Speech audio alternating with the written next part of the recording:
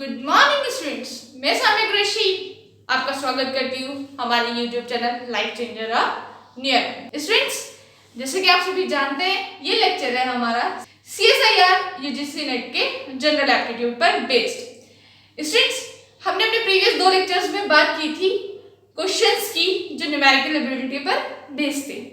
उसी को कंटिन्यू करते हुए आज फिर हम कुछ और क्वेश्चंस करेंगे ताकि आपका ये टॉपिक और इससे रिलेटेड सभी क्वेश्चंस आपको क्लियर हो जाए। तो स्टूडेंट्स, आगे बढ़ते हैं और आगे बढ़ने से पहले मैं आपको ये कहना चाहूंगी, अगर आपने हमारे चैनल को अब तक सब्सक्राइब नहीं किया है तो आप हमारे चैनल को सब्सक्राइब करें और अपने फ्रेंड्स के साथ शेयर जरूर करें। स्टूडेंट्स, आगे बढ़ते हैं और देखते हैं हमारा फर्स्ट क्वेश्चन। इस लेक्चर में आपका फर्स्ट क्वेश्चन है, if N, E and T are distinct positive factor, यानी कि अगर आपके पास N है, E है और T है और तीनों ही अलग अलग फैक्टर्स हैं, सच दैट कंडीशन क्या दे रखी है कि जो आपका N, E और ये जो T है, यानी कि इन तीनों का जो प्रोडक्ट है वो इक्वल है आपका 213 के। स्टूडेंट्स, ये जो आपका नंबर है 213, ये आपका 3 से डिविजिबल है। ये हमें कैसे पता चला? आप यहाँ पे 3 का डिविजिबिलिटी रूल लगाकर चेक कर सकते हैं। तो आप जब इसे 3 से डिवाइड करोगे तो आपका यानी कि इसके आप प्राइम फैक्टराइजेशन स्टार्ट करो, 3 से आप इसे स्टार्ट करोगे तो 3 6 18, 2 3 7 and 3 1 तो यहाँ पर आपका ये कुछ ऐसे आ जाएगा, N into E into T is equals to 671 into 3। तो यहाँ पे आपका ये इस फॉर्म में आ गया है नंबर। अब आपका हमें चाहिए थे क्या? पॉजिटिव इंटीजर्स जो कि डिस्टिंक्ट हो N, E और T के लिए। यहाँ पे हमारे पास आए N, E और T के लिए 2 इंटीजर्स, हमारे पास 2 इंटीजर्स आ गए। तो अगर आप किसी भी नंबर को 1 से मल्टीप्लाई करो तो वो 1 ही रहता है, तो सिमिलरली हमने यहाँ पर इसको 1 से मल्टीप्लाई कर दिया। अब जरूरी नहीं है आप यहीं पर ये कहो कि n की वैल्यू 671 है, आप इस वैल्यू को E की वैल्यू भी मान सकते हो और आप इस वैल्यू को T की वैल्यू भी मान सकते हो। तो यहाँ पे आपका जो आया, ये आ गया आपका जो n की वैल्यू भी हमारे पास है, E की वैल्यू भी हमारे पास है और हमारे पास T की वैल्यू भी आ गई है। अब आपके पास जब हमारे पास इन तीनों की वैल्यू आ गई है, आपको फाइंड आउट क्या करना था? N plus E plus T, क्योंकि क्वेश्चन क्या कह रहा है? Then which of the following is the maximum possible sum? Maximum possible sum यानी कि इन सब का सम क्या होगा? तो इसका सम क्या होगा? 671 plus 3 plus 1। तो जब आप इसको करोगे तो यहाँ पे आपका आ जाएगा 675, यानी कि आपका ऑप्शन सी जो होगा वो यहाँ पर क्या होगा? करेक्ट होगा। तो बहुत इजी क्वेश्चन है। गिवन क्या है? N, E, T गिवन है आपको कि ये तीनों अलग अलग पॉजिटिव इंटीजर्स हैं। किस तरीके से? कंडीशन क्या दे रखी है कि जो इन तीनों का प्रोडक्ट है वो क्या दे रखा है? 2013। अब हमने इसके फैक्टर्स करे, इसको जब हमने फैक्टर्स में ब्रेक किया तो इसके कुछ फैक्टर्स ये आए और 1 हर एक का फैक्टर होता है, तो इसलिए हमने मल्टीप्लाई बाय 1 इसे कर दिया है। अब आपका N plus E plus T ये हमें फाइंड आउट करना था, तो हमारे पास क्या रह गया? आ गया है N into T into N into E into T। तो ये वैल्यूज हम आप जो N की वैल्यूज आपकी यहाँ से निकल कर आई हैं वो आपने इसमें सब्स्टिट्यूट की और ऐड कर दिया, तो हमारे पास N plus E plus T का पॉसिबल मैक्सिमम पॉसिबल सम जो था वो आ गया। तो स्टूडेंट, ये तो था आपका फर्स्ट क्वेश्चन। आगे बढ़ते हैं और देखते हैं इसका सेकंड क्वेश्चन। सेकंड क्वेश्चन भी आपका काफी इजी है और बहुत इजीली वो आपसे सॉल्व भी हो जाएगा।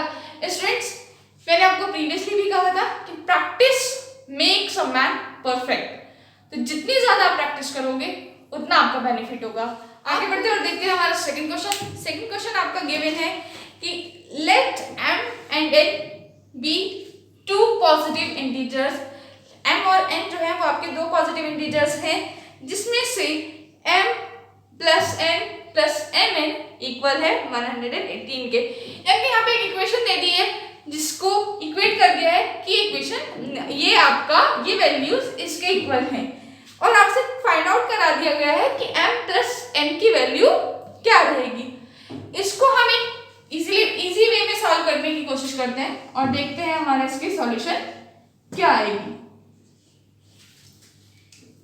तो आप यहाँ पे हम क्या करेंगे, हमारे पास जो इक्वेशन दे रखी है यानी कि हमें जो कंडीशन दे रखी है कि m plus n plus mn equal है 118 के।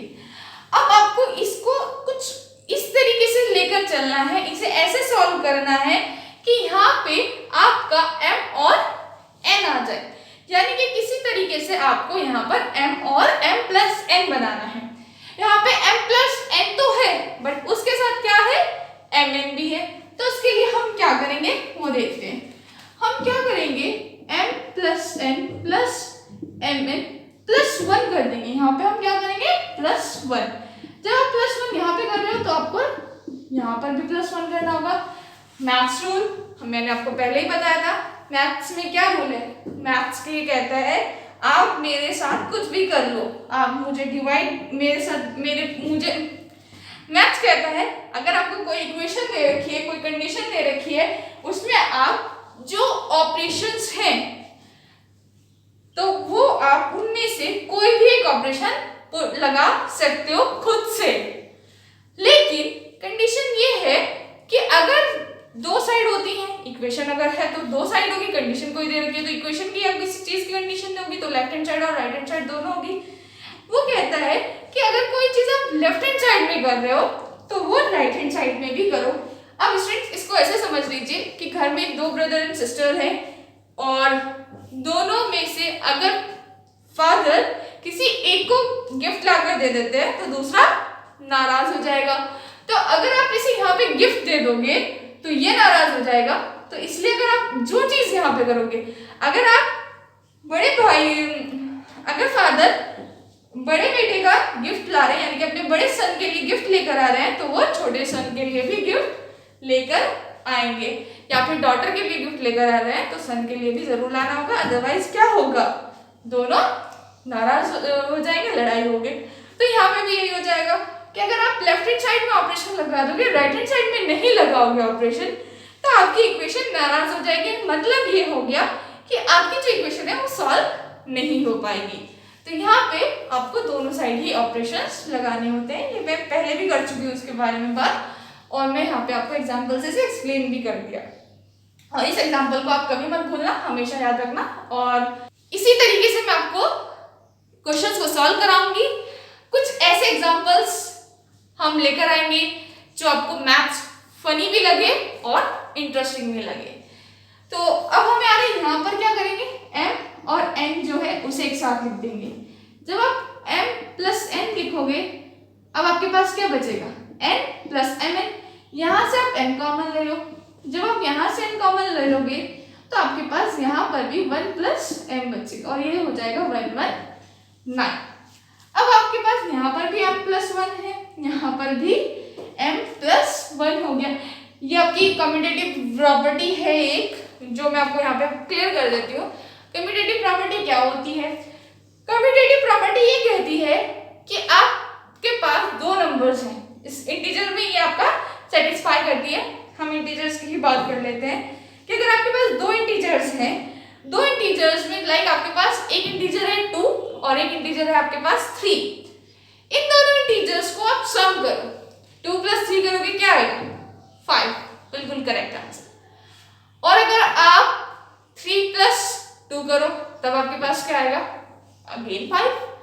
तो चाहे 2 प्लस 3 करें चाहे 3 प्लस 2 करें, बात एक ही होती है।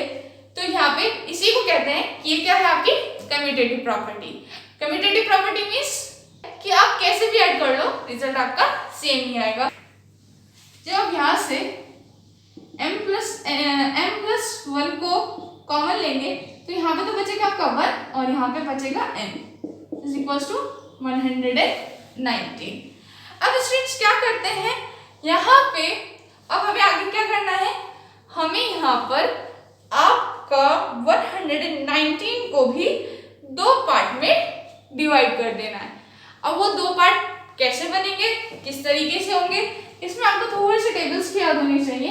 ये 17 इंटू 7 जब आप करोगे तो 119 आता है, यानी कि जब हम 17 का टेबल चलेंगे तो यहाँ पे आपका 17 इंटू 7 119 आता है। तो अब आपका ये हो गया m+1 और 1+n। इसमें मैं ये कह सकती हूँ कि m+1 जो है वो 17 के इक्वल है और n+1 7 के इक्वल है। कोई प्रॉब्लम नहीं है। तो यहाँ पे आपका 17 - 1 और n = 7 - 1।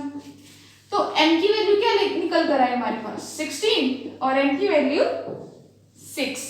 ऐसे हमारे पास m और n की वैल्यू फाइंड आउट हो गई। अब m और n की वैल्यू जब फाइंड आउट हो गई तो हम क्या करते हैं, m+n कर दें। m+n जब आप करोगे 16 + 6 तो आपके पास क्या आ जाएगा 22।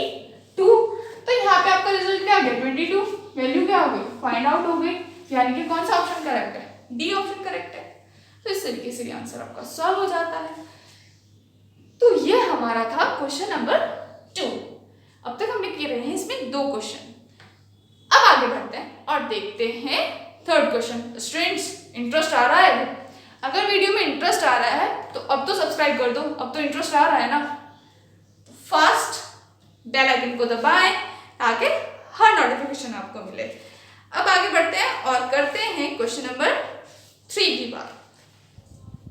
देखते हैं क्वेश्चन नंबर 3। क्वेश्चन नंबर 3 कहता है if a into b is 24 and b into c is 32 and c into d is 48 then a into d। a into d के बारे में क्या कह सकते हैं आपको वो बताना है।